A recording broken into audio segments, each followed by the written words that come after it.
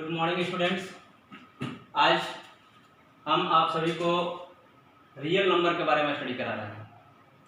आज हम सभी रियल नंबर स्टडी करेंगे। What is real number? Real number क्या होता है? तो a number which square is always positive is called real number. इसको जानिए सबसे पहले कि जिस नंबर का स्क्वायर हमेशा पॉजिटिव हो उसको हम लोग रियल नंबर कहेंगे। जैसे 3/2 है, -5/2, √5, √3/2, इसका स्क्वायर किया जाए तो यह हमेशा पॉजिटिव होगा।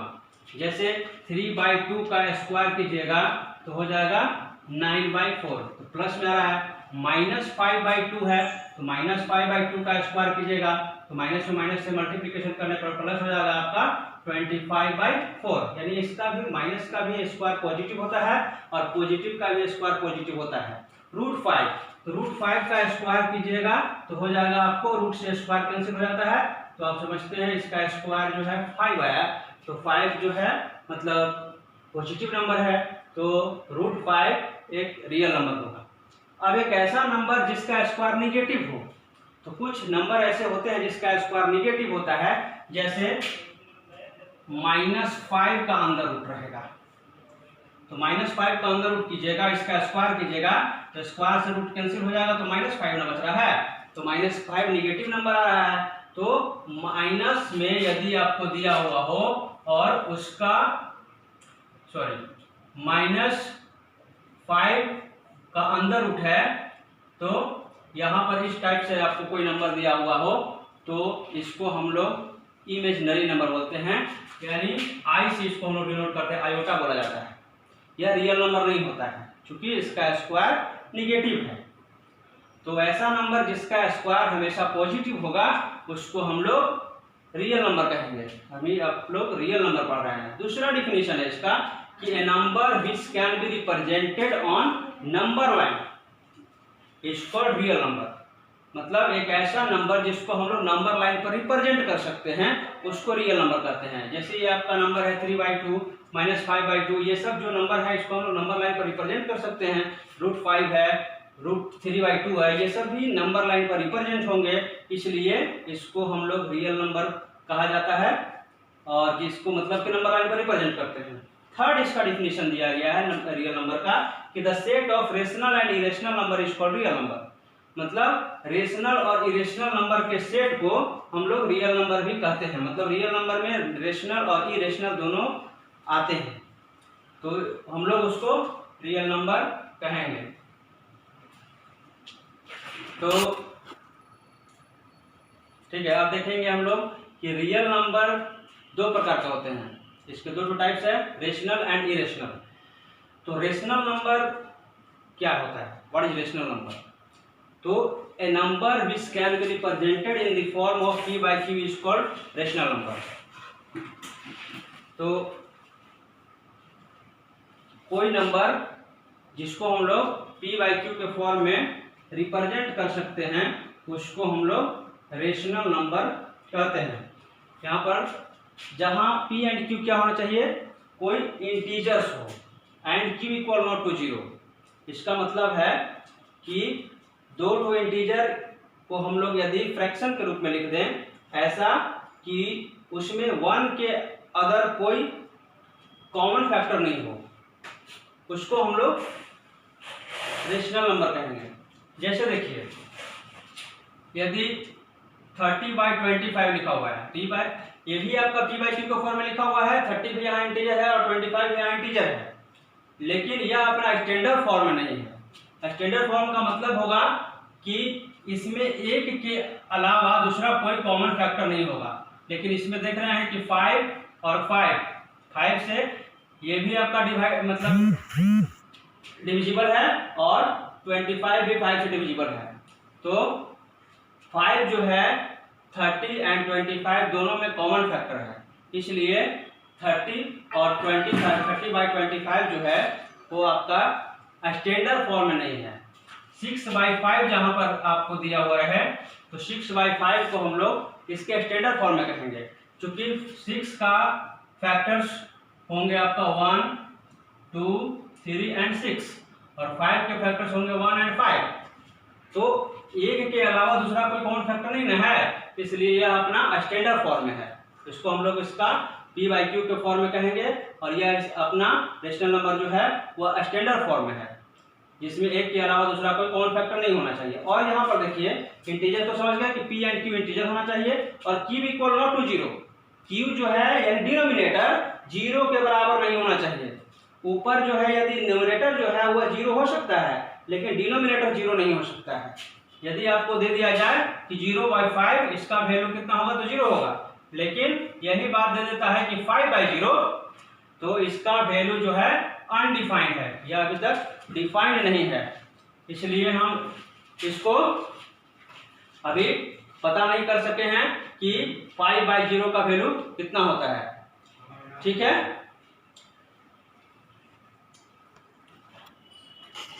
रेशनल नंबर में हम लोग अब पढ़ेंगे इसके टाइप्स के बारे में। रेशनल नंबर में सबसे फर्स्ट आता है नेचुरल नंबर।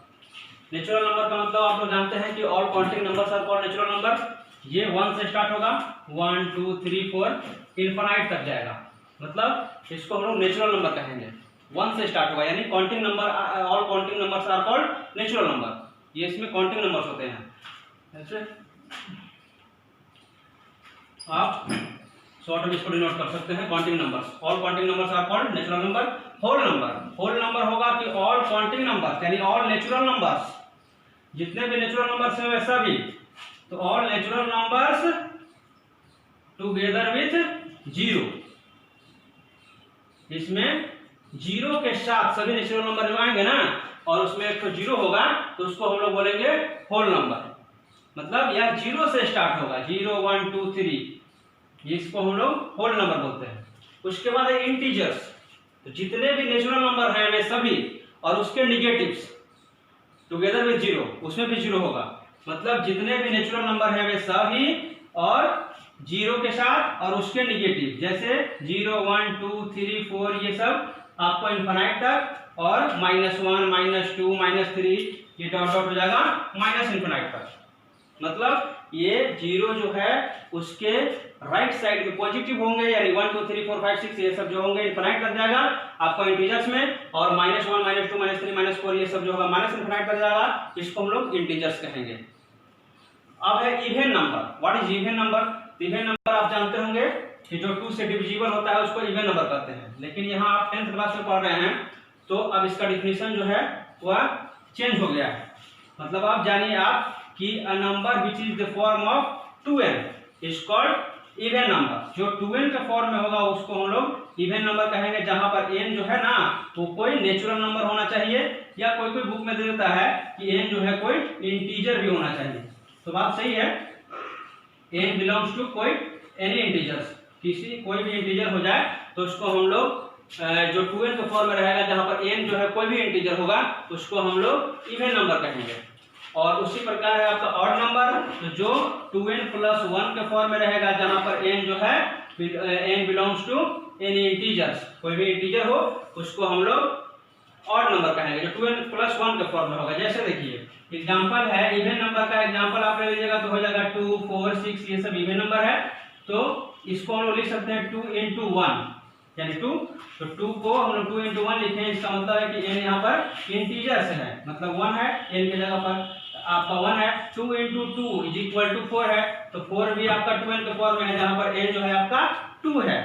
और यहाँ पर आएगा ऑड नंबर में, तो ऑड नंबर है 2n + 1, तो 2n + 1 जो है, तो आपको यदि हम लोग एक एग्जांपल लेते हैं 5 51 61 ये सब आपका ऑड नंबर है, तो इसको हम लोग 2n + 1 के फॉर्म में लिखेंगे, तो 2 × 2 + 1, जो आपका n जो है यहाँ पर 2 है, तो वो इंटीजर है।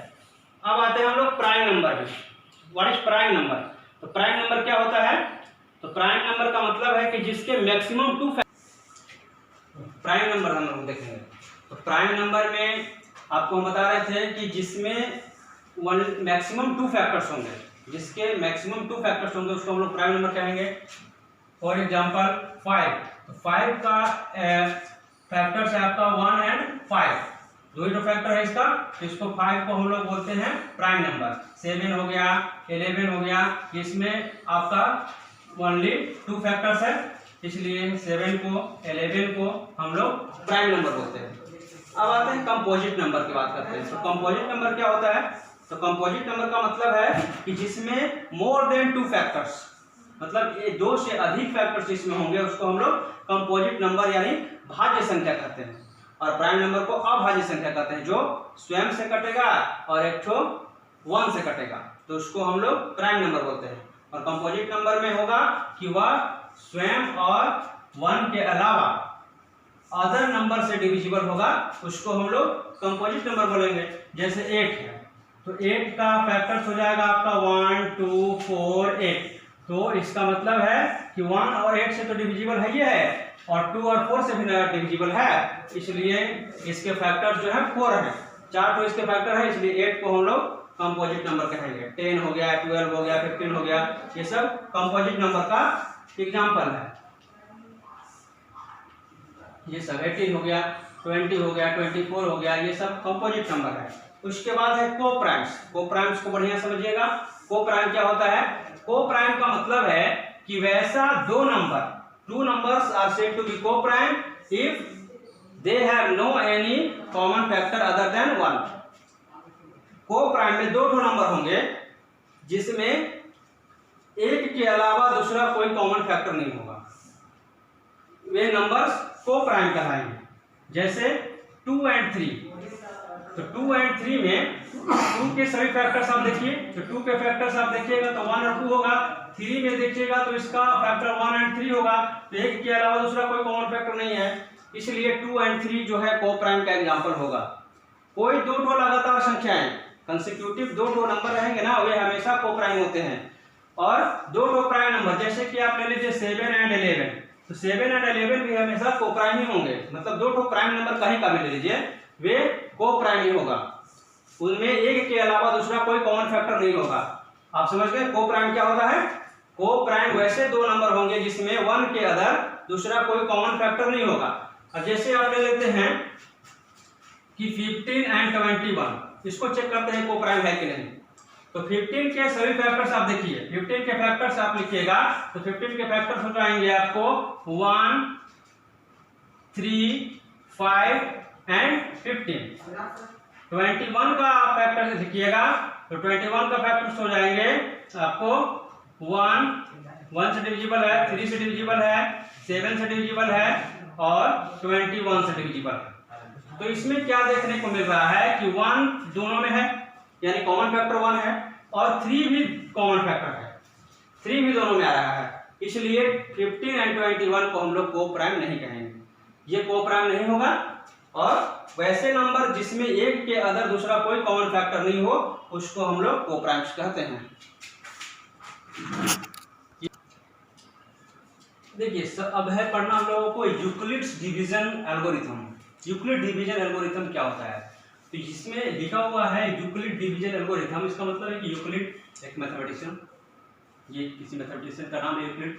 डिवीजन का मतलब विभाजन और एल्गोरिथम मतलब यूक्लिड साहब डिवीजन के लिए एक एल्गोरिथम दिए, उसको हम लोग यूक्लिड डिवीजन एल्गोरिथम कहते हैं, यानी ईडीए कहते हैं। तो यूक्लिड डिवीजन एल्गोरिथम एक तो लेमा होता है, लेमा पढ़ना है। लेमा क्या होता है? मतलब प्रमेयिक है, इसका हिंदी है प्रमेयिका। It is a proven statement, यह एक प्रूवन स्टेटमेंट होता है और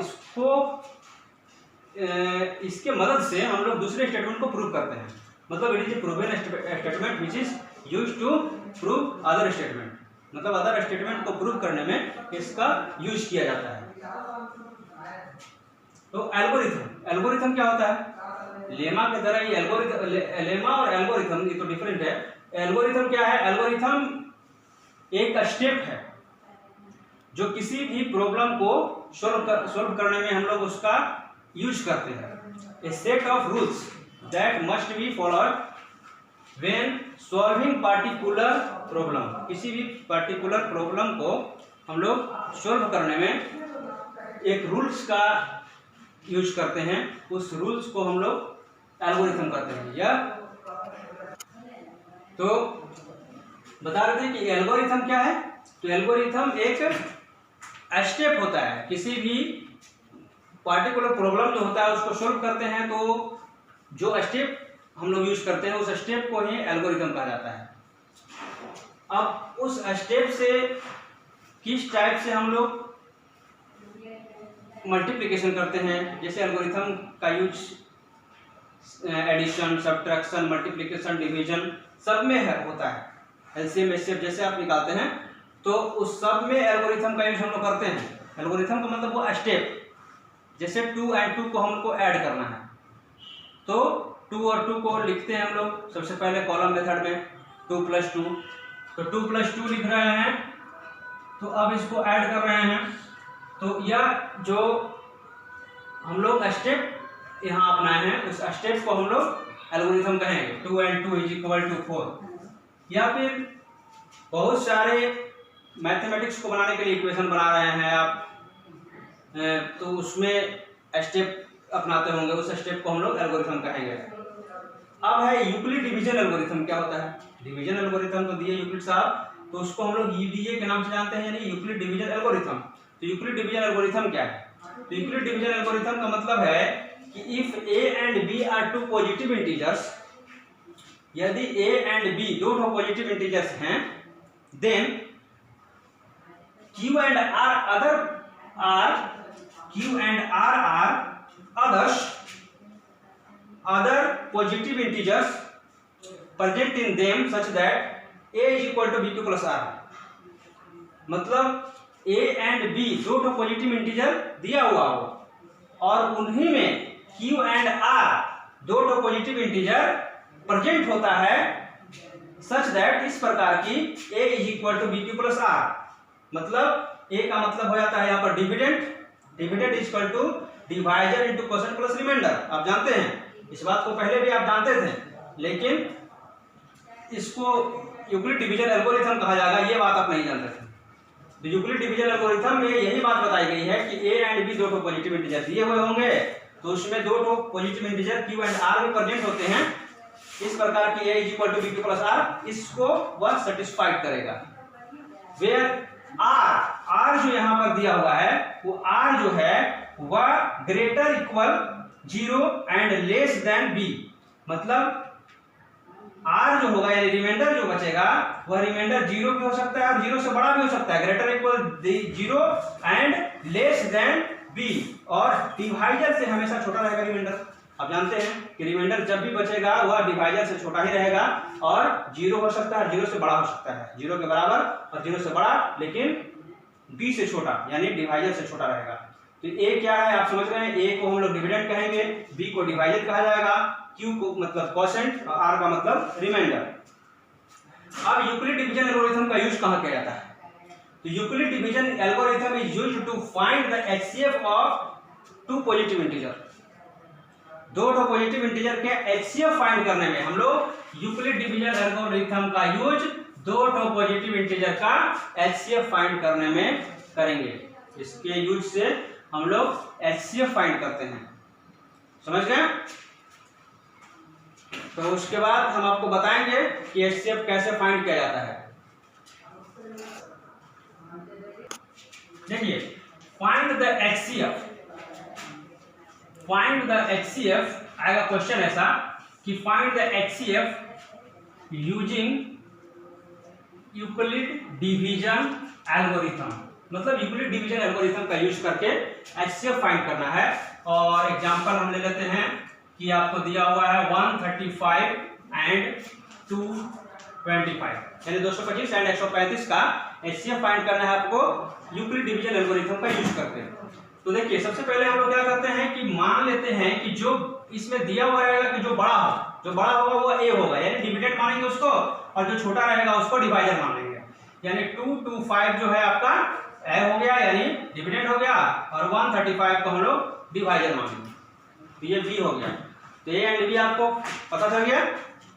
उसके बाद आप जानते हैं यूक्लिड डिवीजन एल्गोरिथम से, यूक्लिड डिवीजन एल्गोरिथम से क्या जानते हैं? ये से आप जानते हैं कि a इज इक्वल टू होता है BQ प्लस R। यहाँ पर लिख देंगे a is equal to BQ plus R। तो हम a के जगह पर पुट कर देंगे 225 यानी 225 हो जाएगा, और b के जगह पर पुट कर दीजिए 135। अब क्या कीजिएगा कि 135 से 225 में डिवाइड कर दीजिएगा। तो डिवाइड कीजिए, 1 टाइम्स 135 हो जाएगा 0 और यहाँ हो जाएगा 9, मतलब आपका रिमाइंडर आ गया 90। तो यहाँ लिख सकते हैं हम क्यू के जगह पर कितना लिखेंगे 1 और प्लस रिमाइंडर कितना हुआ 90। तो यानी 225 is equal to 135 into 1 plus 90।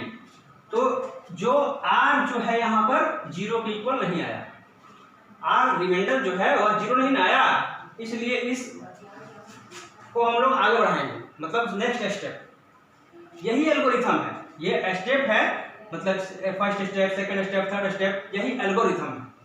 अब हम लोग क्या करेंगे कि 135 को यहाँ पर लाएंगे, 135 आपका आ जाएगा डिविडेड बन करके, और ये जो आपका रिमाइंडर था वो हो जाएगा आपका डिवाइजर यानी 90। अब 90 से डिवाइड कीजिएगा, 90 से डिवाइड कीजिएगा 135 में, तो 1 टाइम्स होगा, यहाँ आ जाएगा 45।